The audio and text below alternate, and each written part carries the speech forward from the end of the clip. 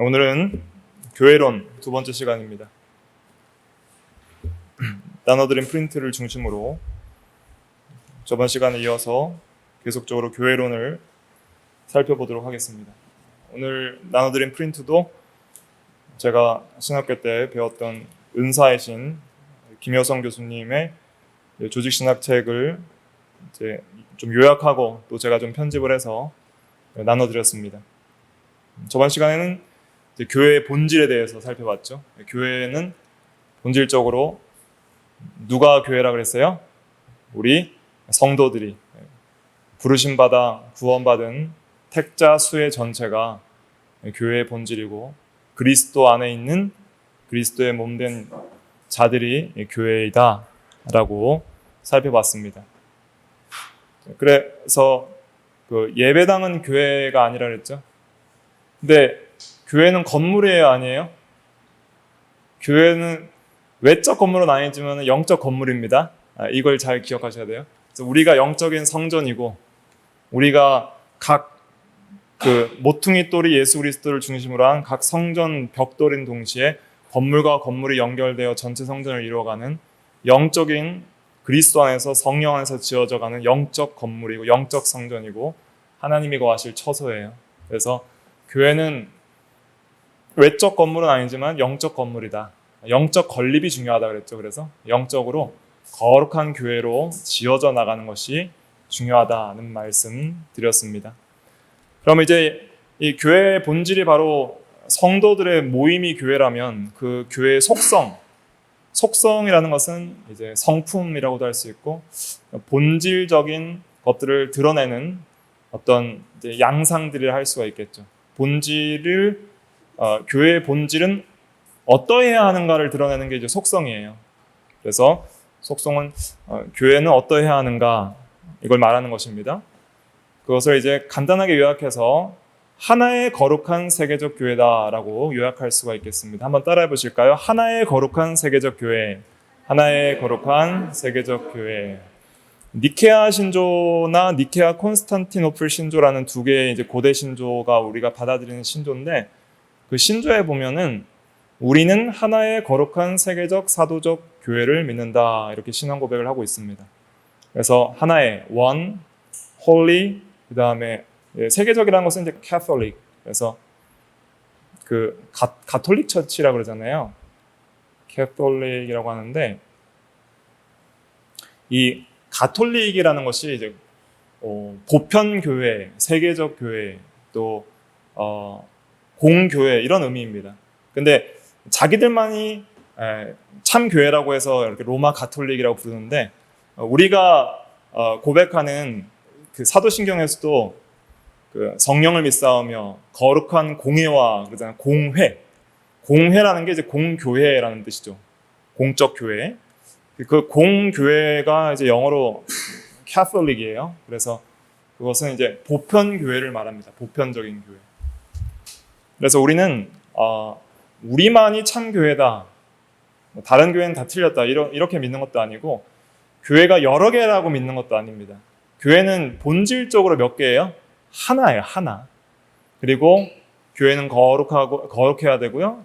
그다음에 교회는 어떤 지역에 국한되고 또 어떤 단체에만 국한된, 어떤 교단에만 국한된 것이 아니라 세계적입니다. 그래서 보편적이에요. 거기 그런 이제 속성, 오늘은 세 가지, 하나이고 거룩하고 보편적 혹은 세계적인 교회에 대한 속성을 살펴볼 텐데 신앙고백서 25장 1항의 교회에 관하여에 보면은 그 속성들을 잘 설명을 하고 있습니다. 1항을 한번 읽어볼게요. 시작. 보이지 않는 공교회 또는 보편적 교회는 과거나 현재나 미래에 있어서 머리이신 그리스도 아래 하나로 모이는 택함받은 백성들의 전체로 구성된다. 이 교회는 그리스도의 신부요 몸이며 만물을 충만하게 하시는 분의 충만이다. 네. 보이지 않는 교회는 이제 무형 교회라고 그러죠. 보이지 않는 교회라고도 하고 invisible church라고 하고 무형 교회다라고도 합니다. 공교회 혹은 보편 교회는 과거나 현재나 미래에 있어서 택함 받은 백성 전체예요. 택자 전체. 참된 성도들의 전체 무리를 이제 무형교회라 그러고, 그럼 그 무형교회는 몇 개일까요? 단 하나입니다. 그래서 여기 보니까 하나로 모이는, 그랬죠. 하나를 말하고 있어요. 그래서 우리는 장로교 개신측 교단에 속한 예단교회, 유형교회 성도들이잖아요.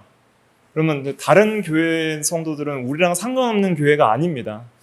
그분들도 참으로 예수 그리스도를 믿어서 그리스도 안에 있고 그리스도의 몸이라면 좀 교리적으로 덜 성경적이고 더 성경적일 수는 있어요, 교회마다.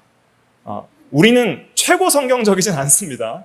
우리 개혁교회라는 것은 더 성경적이길 원하는 교회예요. 그렇지만 덜 성경적인 교회도 있을 수 있고 우리보다 더 성경적인 교회도 있을 수 있지만은 그 모든 유형교회들과 과거, 현재, 미래의 모든 교회들이 전체 수가 그리스도 안에서 한 교회라는 거예요. 한 교회. 그래서 하나의 교회임을 믿는 것이 중요합니다. 그 하나의 교회는 거룩해야 되고 또 어떤 한 지역, 이스라엘 족속이나 아니면 로마 카톨릭이나 그런 지역, 한 지역에만 있는 것이 아니라 세계적으로 하나님의 계획 가운데 보편적으로 이렇게 있다 하는 것을 믿어야 됩니다. 시간과 장소에 국한받지 않고 보편적으로 있는 것이 무형교회입니다. 이 교회를 이제 성경에서는 상징적으로 신부 혹은 그리스도의 몸 혹은 만물을 충만하게 하시는 분의 충만이라고 표현을 합니다. 신부라고 했을 때는 교회의 세 가지 속성, 하나, 거룩, 세계적 중에 어떤 것과 가장 밀접한 관련이 있을까요? 신부는 어떻게 해야 돼요? 하나여야 돼요? 거룩해야 돼요? 세계적이어야 돼요? 뭐가 제일 밀접할까요? 거룩에 있습니다. 거룩. 신부는 순결해야 되니까. 신부. 그래서 우리 모든 성도들은 그리스도의 신부죠. 근데 신부로서 신부라고 했을 때는 뭔가 정결성을 강조하죠. 정결해야 된다. 그걸 강조하는 것이고, 그 다음에 몸이라고 했을 때는 몸은 뭘 강조하는 거예요? 하나됨. 두 몸이 아니죠. 교회는 한 몸이다. 그리스도 안에서 한 몸, 하나됨. 그다음에 충만은 뭘 강조하는 거예요? 충만. 그건 보편적, 세계적이고 보편적인 속성을 좀 더 강조해서 말하는 내용이다. 이렇게 좀 생각할 수가 있겠습니다. 그러면 이제 이 세 가지 속성들을 하나씩 나눠서 살펴보도록 하겠습니다. 먼저 하나됨. 좀 읽어가면서 볼게요. 교회의 첫 번째 속성은 하나됨입니다. 교회는 하나입니다. 전 세계의 많은 교회들과 교단들과 교파들이 있어도 하나님의 모든 선택된 자들로 구성된 교회는 과거, 현재, 미래를 통틀어 세계에 오직 하나입니다. 창세전에 하나님의 택하심을 받고 예수 그리스도의 피로 구속함을 받고 성령의 인치심을 받은 모든 그리스도인은 그 교회에 속합니다. 자, 우리가 유형교회인 이 예담교회에 있지만은 그러나 무형교회에는 영적으로 택함 받은 모든 백성의 하나된 그 교회에 소속이 돼야 안 돼요? 된다는 거예요. 그래서 이 하나됨을 우리가 믿어야 됩니다. 그래서 우리가 좀 교파가 달라도 참 성도라면 그 성도들을 미워하면 돼요, 안 돼요? 안 되는 거예요.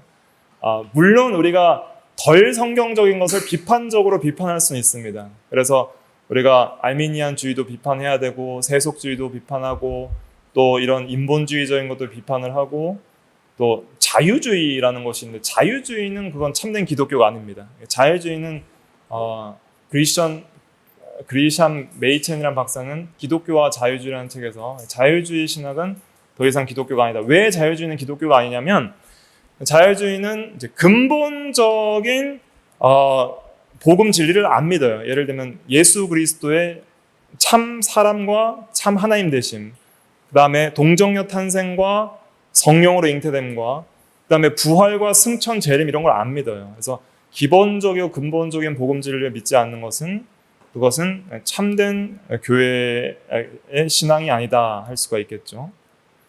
아무튼 참으로 그러나 예수를 믿음으로 그리스도 안에서 몸된 교회는 그 거룩성에 있어서 좀 차이가 있을 수 있지만은 다 한 교회다 이렇게 우리가 생각을 해야 됩니다. 그러면 구약에도 교회가 있어요, 없어요? 있는 거죠. 구약에도 교회가 있습니다. 구약 교회, 신약 교회는 하나입니다. 이것이 언약 신학이에요. 언약 신학과 대비되는 것이 이제 세대주의라는 것이 있습니다. 세대주의는 이 시대를 총 7개의 시대로 나누는데 자세하게 하진 않겠습니다. 7개의 시대가 있는데 예를 들면은 무제 시대, 타락 전에 무제 시대가 있고요.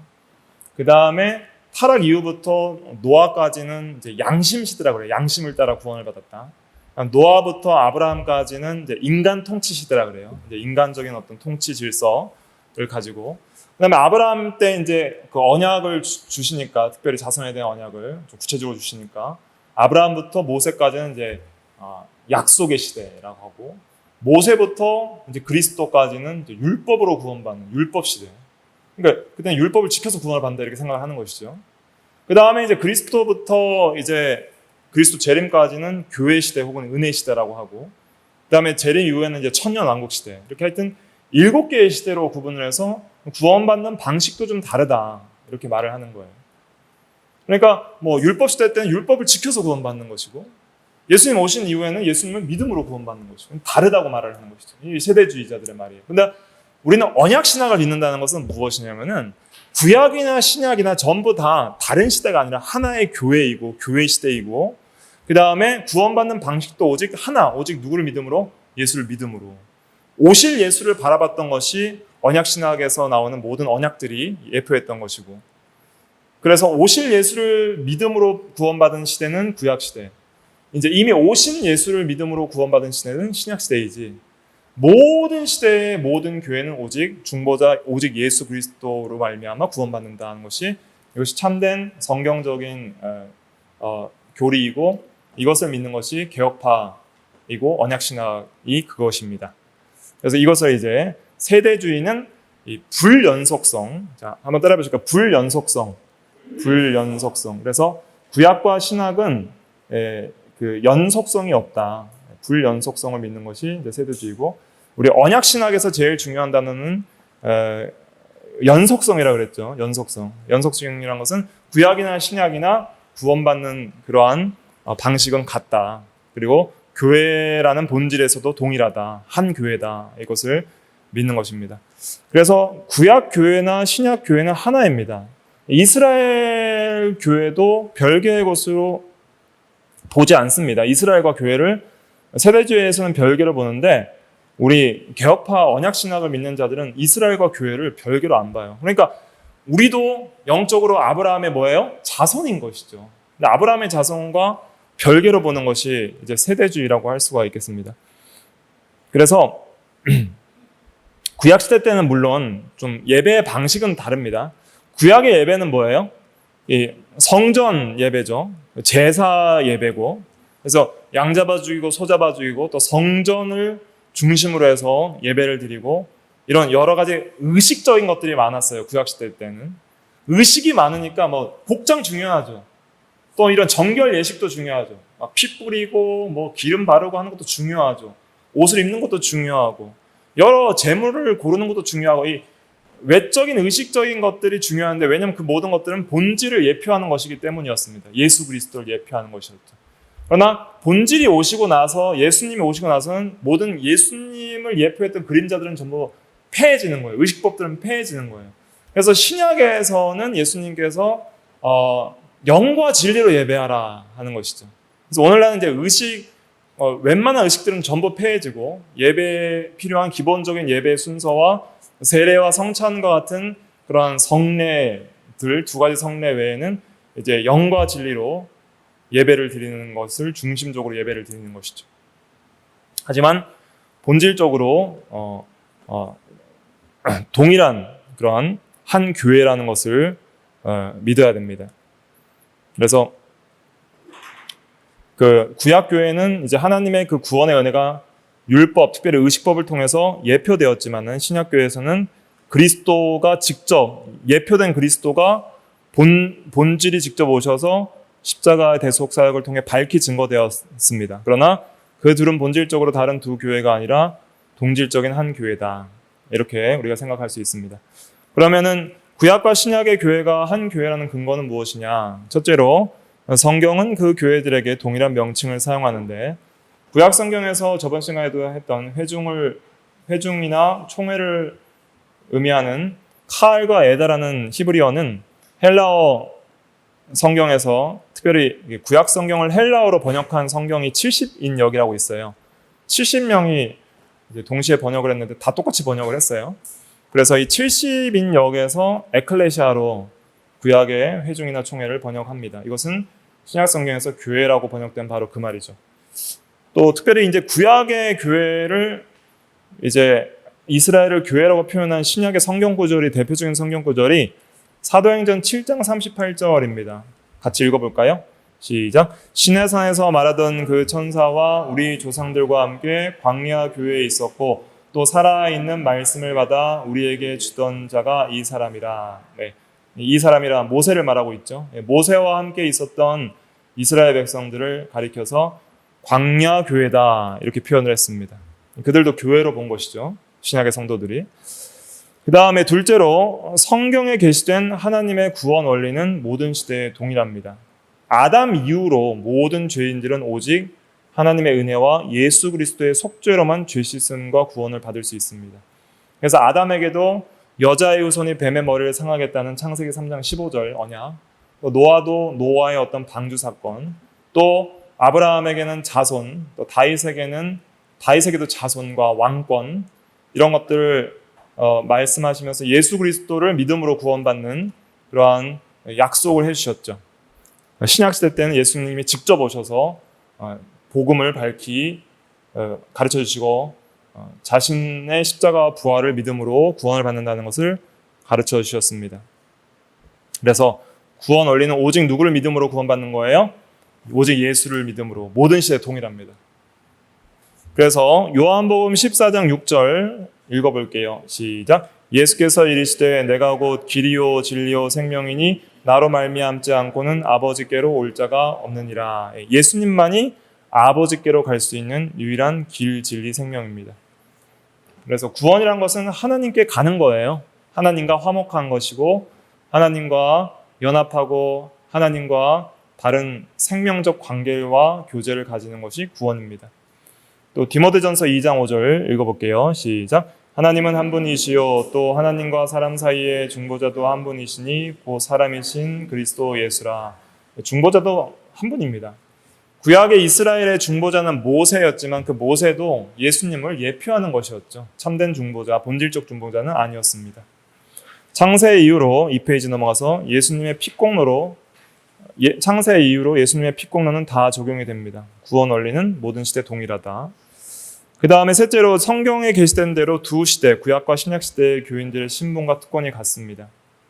마가복음 8장 11절에 보면 또 너희에게 이르노니 동서로부터 많은 사람이 이르러 아브라함과 이삭과 야곱과 함께 천국에 앉으려니와. 신약 시대의 이방인들도 이 구약의 아브라함, 이삭, 야곱과 함께 은혜 언약에 참여해서 함께 교회로서 천국 백성이 된다는 것이죠. 유대인과 이방인이 구원을 받으면 같은 한 교회의 교인으로서의 신분과 특권을 가지게 됩니다. 그래서 로마서 4장 16절 그 밑에 한번 읽어볼게요. 시작. 그러므로 상속자가 되는 그것이 은혜에 속하기 위하여 믿음으로 되나니 이는 그 약속을 그 모든 후손에게 굳게 하려 하심이라. 율법에 속한 자에게뿐만 아니라 아브라함의 믿음에 속한 자에게도 그러하니 아브라함은 우리 모든 사람의 조상이라. 아브라함에게 약속한 가나안 땅을 상속받는 것은 믿음으로 되는 것인데 믿음으로 예수 믿는 모든 사람은 다 아브라함의 자손이고 아브라함은 우리의 조상이 된다는 것이죠. 구약과 신약의 성도들의 신분과 특권이 같다는 것이죠.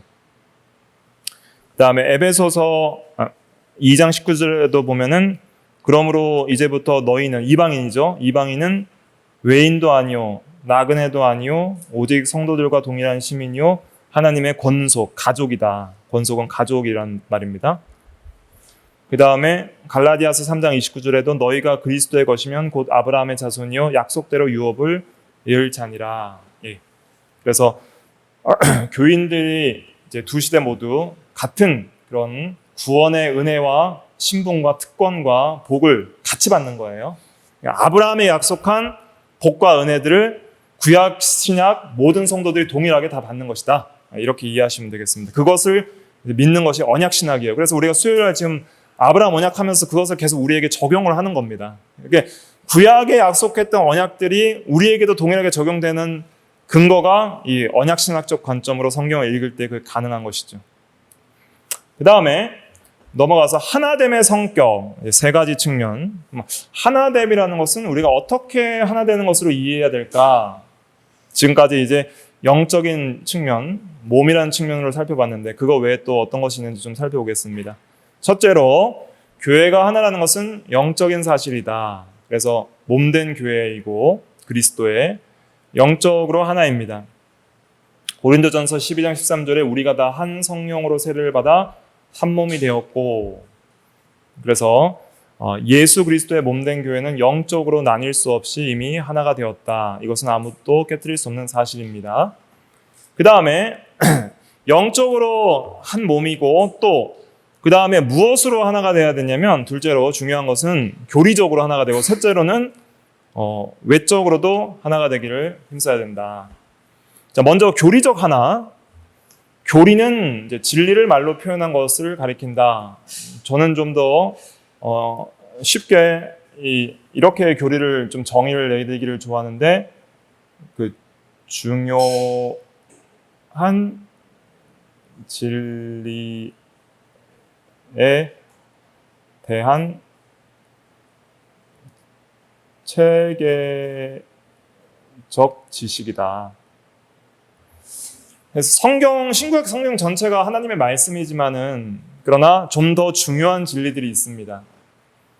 특별히 7대 교리로 요약되는 성경론, 신론, 인간론, 기독론, 구원론, 교회론, 종말론, 이러한 것들이 중요한 진리에 대한 것이고 또 십계명과 주기도문, 중요한 진리, 기독교 윤리 이런 것들 중요한 진리인데 그 중요한 진리를 좀 논리적이고 체계적으로 이해하기 쉽게 구조화한 것이 교리입니다. 그래서 중요한 진리에 대해서 논리적이고 체계적인 지식이 교리다. 이렇게 생각할 수 있습니다.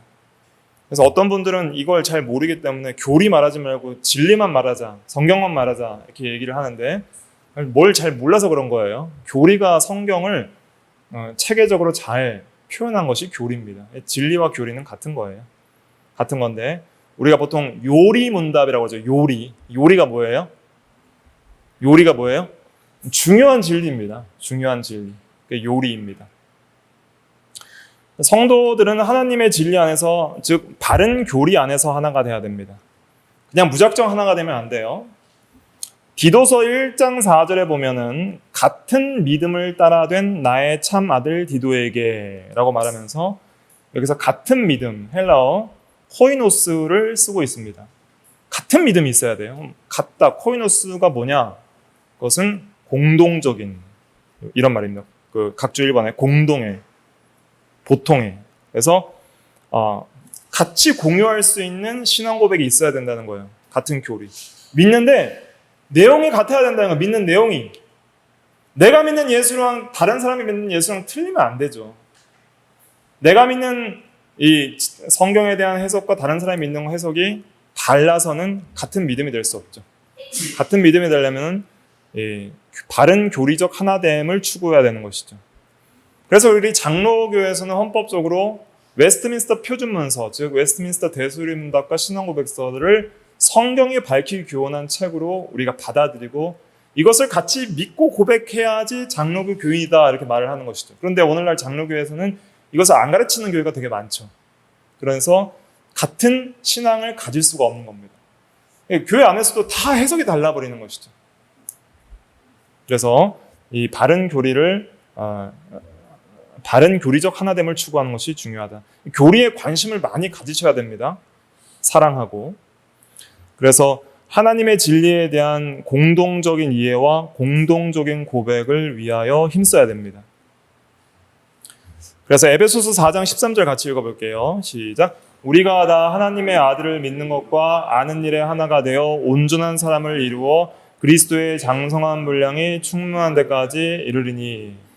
교회가 잘 성장해서 온전한 그러한 사람으로 우리가 한 교회가 되려면은 믿는 것과 아는 것이 하나가 돼야 됩니다. 우리가 믿는데 아는 것도 하나가 돼야 돼요. 그래서 진리에 대한 바른 교리와 해석을 아는 것에서도 하나가 돼야지 온전한 한 사람으로 자라나고 세워질 수 있겠습니다. 그래서 교회들이 왜 서로 갈라지고 또 하나가 되지 못하냐면 무지해서 그런 것이죠. 무지와 오해로 인해서 진리에 대한 동일한 이해와 신앙 고백을 가지지 못해요. 교파가 생긴 주요한 이유입니다.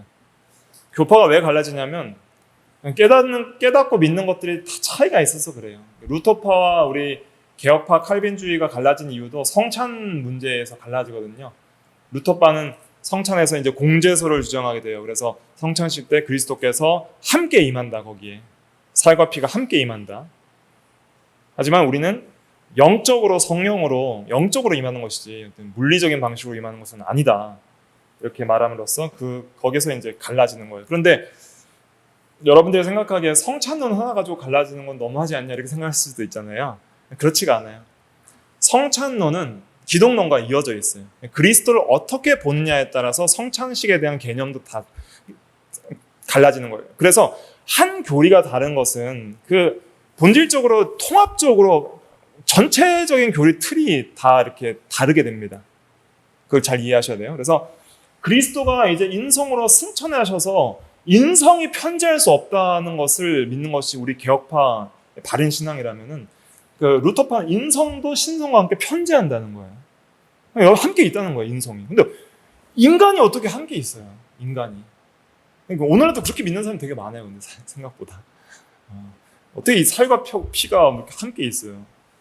그러니까 그것은 참된 인성을 거부하는 거기 때문에 우리는 그리스도에 대한 신성과 인성에 대한 구별을 성경적으로 오해 없게 가져가기 위해서 그 성찬론에 대해서도 우리가 타협할 수 없기 때문에 갈라진 것이죠. 아무튼 그래서 어떻게 하든지 우리는 성경의 진리를 더 확실하게 더 성경적으로 깨달으려고 힘을 쓰고 그 진리를 깨닫게 되면은 우리가 타협하지 말고 그 진리를 잘 세워나가는 것이 중요합니다. 그런데 우리가 근본적으로 타협하지 말아야 될 진리의 노선들이 있어요. 절대 이거는 타협할 수 없고 싸워 나가야 되는 부분이고 또 어느 정도 이제 이렇게 더 성경적이라고 이해하지만은 어느 정도 다른 사람들도 그냥 연약성을 허용할 수 있는 범위도 있어요. 예를 들면 이제 우리는 세례 같은 경우는 유아 세례도 인정하고 다른 이제 침례나 그냥 일반적인 적수 세례 다 인정하는데 침례교 같은 경우는 유아 세례를 인정을 안 하고 침례만 인정하고 다시 세례를 거기서는 이제 침례 안 받으면 다시 세례 받아야 돼요. 침례교 같은 경우는 그런 부분들은 우리는 좀 이제 그 삼위일체 안에서 세례 받으면 세례 다시 안 주거든요. 세례 인정하고 좀 그런 부분들이 있고 아무튼 이야기가 길어지기 때문에 그냥 요점은 뭐냐면은 절대 타협할 수 없는 이것은 기독교에서 절대 양보할 수 없는 이것을 양보해버리면 이단이 되는 진리들이 있어요. 삼위일체 거부하거나 예수님에 대한 진리 거부하거나 구원론에 대해서 오직 믿음으로 말미암아 구원받는 것을 거부하거나 이러면 이게 전부 이단입니다. 그러나 이단은 아니지만 좀 덜 성경적인 부분들도 우리가 개혁파에 대해서는 다 이렇게 비판을 하거든요. 그러니까 이제 개혁파는 좀 너무 비판적이라고 이제 욕도 먹지만 우리가 성경적이기 때문에 비판을 하는 거예요. 비판을 하되 그 사람들은 또 무형교회 안에는 있어요, 없어요? 있단 말이죠. 한 형제예요. 한 형제고 한 교회 안에 무형교회 안에는 있지만 덜 성경적이다 이렇게 보는 것이지 거기는 뭐 이단이다 이렇게 보는 것은 아니죠. 그래서 그런 것을 좀 구분할 필요가 있다. 이렇게 생각을 해야 됩니다. 그래서 막 피 흘리게 싸워야 될 진리도 있고 좀 연약성을 인정해 주면은 형제가 아니라고 이렇게 거부하지 말아야 될 부분들도 있다. 이제 이런 차이가 있습니다. 앞으로 또 시간 되면 계속 좀 살펴보도록 하겠습니다. 그 다음에 셋째로 교회는 외적으로도 하나 되기를 힘써야 됩니다. 그래서 이유 없이 그냥 서로 좀 신념이 안 맞다고 생각이 좀 다르다고 분열하고 파당하는 것은 큰 죄악입니다. 그래서 교회 내에서 재산 문제 때문에 싸워서 재판하고 분열한다든지 아니면 좀 성격 차이나 좀 이런 의견 차이로 분쟁하는 그것은 하나님 앞에 죄악입니다. 정말 진리가 달라서 진리를 세워나가기 위한 거룩한 분열은 그것은 합법적이지만은 그러나 이 비성경적인 분열은 잘못된 것이다. 그래서 성령의 하나 되게 하신 것을 힘써 지키라 그랬고요. 또 원수 맺는 것, 분쟁, 시기, 분냄, 당짓는 것, 불리함 이런 것은 육체의 일이라고 비판을 하고 있습니다. 그래서 오늘날도 우리가 같은 교단은 아니지만은 한 개혁신앙 안에서 같은 신앙 고백 안에서 정말 교리적으로 하나 되기를 힘쓰고 또 한 마음을 가진 교회들과 함께 합해서 또 이런 진리를 세워나가는 일들을 연합하는 것도 하나님이 보시기에 좋은 일이죠. 그 다음에 거룩함에 대해서 좀 살펴보도록 하겠습니다. 오늘 내용을 최대한 빨리 끝내려고 짧게 했는데 제가 너무 천천히 하나요? 좀 시간이 빨리빨리 가네요. 좀 빨리빨리 해보도록 하겠습니다. 거룩함을 좀 살펴볼게요. 자, 하나됨만 강조하면 이제 뭘 열심히 할까요? 본질은 생각하지 않고 무조건 우리 다 뭉치자 이렇게 되겠죠. 교회 연합운동이 생기는 거예요. 그래서 WCC나 이런 이제 초교파적인 그냥 무조건 외적 연합운동을 많이 하는 것이 이제 하나됨의 또 단점이라 할 수가 있겠습니다. 교리적인 하나됨을 추구하지 않는 하나됨은 우리가 좀 비판적으로 봐야 된다. 그래서 우리가 거룩성을 추구하면서 하나됨을 추구해야 됩니다. 거룩을 버리면서까지 화평을 해서는 안 됩니다. 화평함과 거룩함을 따르라. 그랬죠? 히브리서 12장에 보면은 14절에 모든 사람과 더불어 화평함과 거룩함을 따르라. 이것이 없으면 아무도 주를 보지 못하리라. 그래서 화평하고 하나 돼야 되지만 거룩함을 버리면서 화평하고 하나 되는 것은 잘못됐다. 그래서 우리가 교회는 이제 법적으로도 거룩해지고 칭의받아서 쭉쭉 넘어갈게요. 그 다음에 실제적으로도 거룩하게 살아야 됩니다.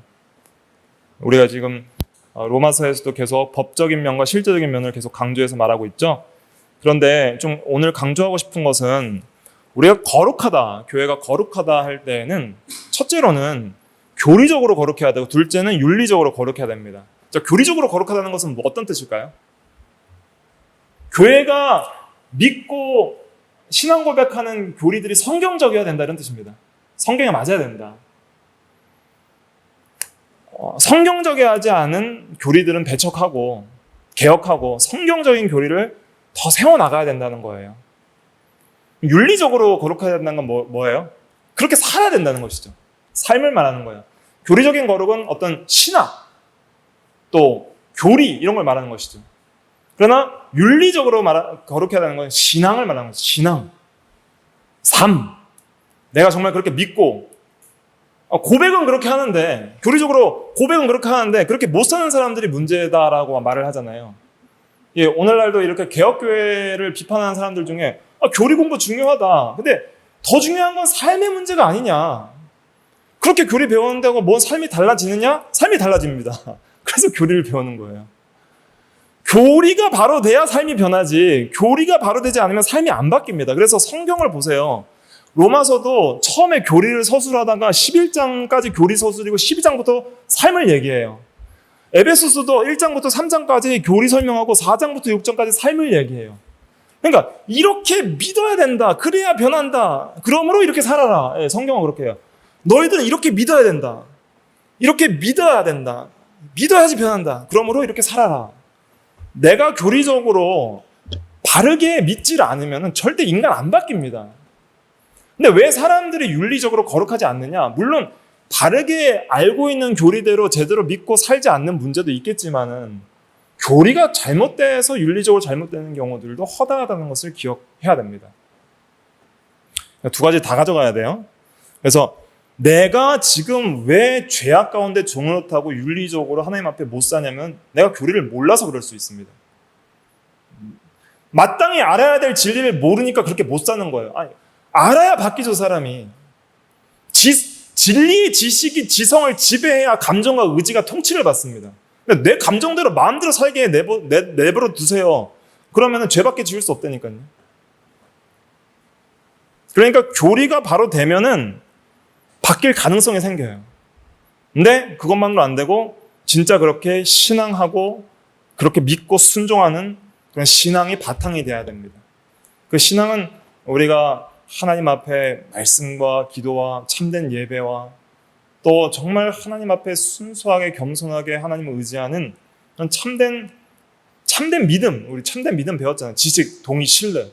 그 참된 믿음으로 하나님을 진리 안에서 의지할 때에 사람이 바뀌는 거예요.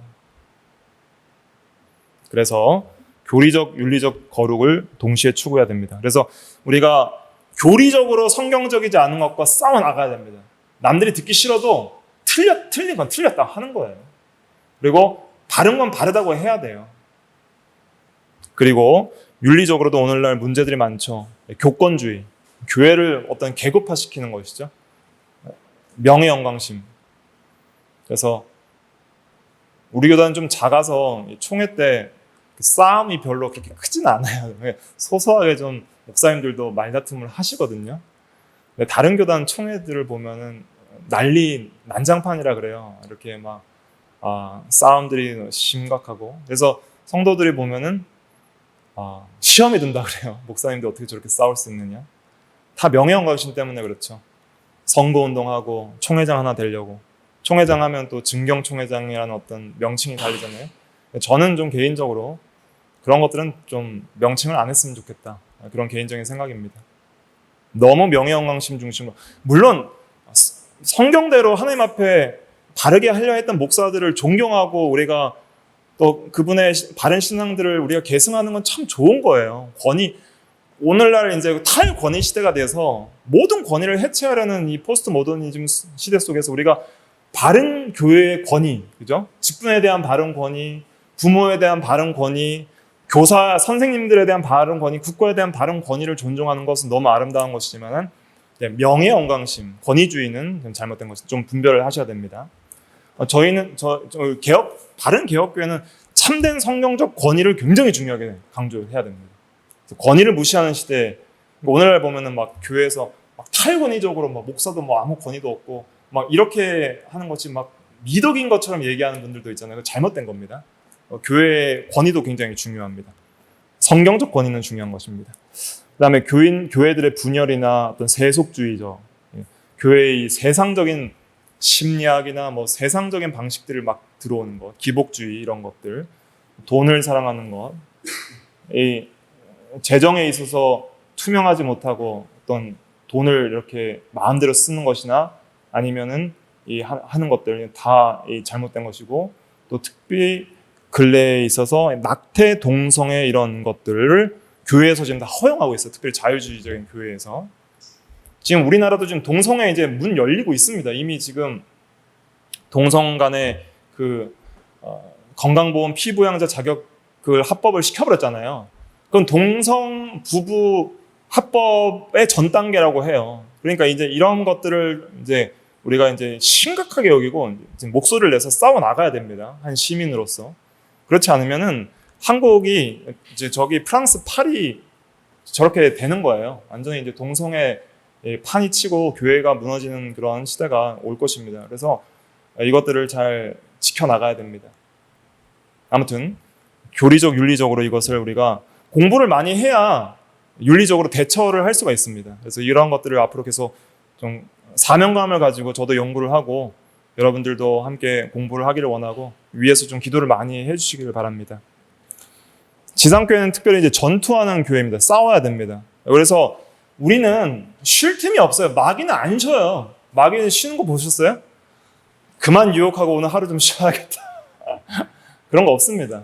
근데 우리는 쉬죠.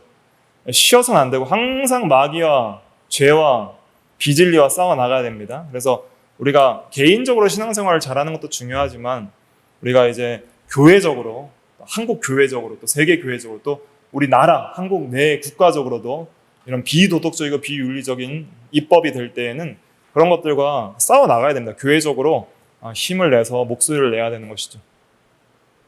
우리는 지금은 이제 선한 싸움을 싸워야 됩니다. 그러나 이제 천국에 들어갈 때에는 우리는 승리하는 교회가 되는 것이죠. 그래서 전투하는 교회, 승리하는 교회 이렇게 교회를 구분하기도 하는데 이 지상교회, 현재 우리가 현세를 살아가는 육신을 가지고 있을 때에는 이제 계속 싸워야 되는 교회이고요. 그 다음에 이제 선한 싸움을 마치고 이제 천국에 들어간 성도들은 이제 승리한 교회라고 구분해서 부르게 됩니다.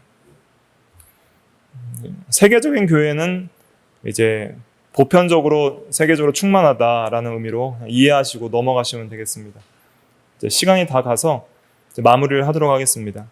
우리가 이제 교회의 마지막 4페이지 마지막에 세 가지 속성을 기억하면서 참 교회를 이제 건립을 해야 되는데, 그래서 세계적 교회라는 안목을 가지고 우리가 전 세계의 교회를 위해서도 기도를 하고 또 아직 연약하고 덜 성경적인 교파에 있는 교회들도 무조건 배격할 것이 아니라 그들도 더 성경적이고 개혁주의적인 교회와 교리들을 믿고 돌아올 수 있도록 개혁주의적인 교회로 설 수 있도록 우리가 또 사랑으로 기도하고 지도해 주는 것이 중요합니다. 뭐 과거에 그 미국에서도 보면은 좀 신학적으로 좀 차이가 있어도 이렇게 어떻게 하든지 개혁교회 교리를 하나라도 더 배우게 하려고 힘을 썼던 목사님들이 계시거든요. 예를 들면 이제 R.C. 스펄 목사님 제가 되게 존경하는데 존 메가더라는 목사님이 있어요. 좀 온건한 세대주의세요. 근데 그분을 어떻게든지 개혁주의적인 신앙으로 교육을 하려고 같이 이렇게 힘쓰다 보니까 개혁주의 신앙을 많이 배워서 또 이렇게 좀 훌륭한 부분으로 쓰임 받고 계시는데, 그래서 좀 이제 좀 다르다고 우리가 너는 다르니까 내치는 것이 아니라 어떻게든지 좀 더 성경적이게 할 수 있도록 이렇게 그 내가 믿는 신앙을 철회하지 않고 오히려 다른 사람이 좀 더 그 성경적인 신앙으로 돌이킬 수 있도록 인도하는 면들, 그것이 하나된 교회를 세워나가는 성도의 거룩성과 하나됨을 잘 추구하는 것이다, 이렇게 생각을 할 수가 있겠습니다. 네, 기도하겠습니다.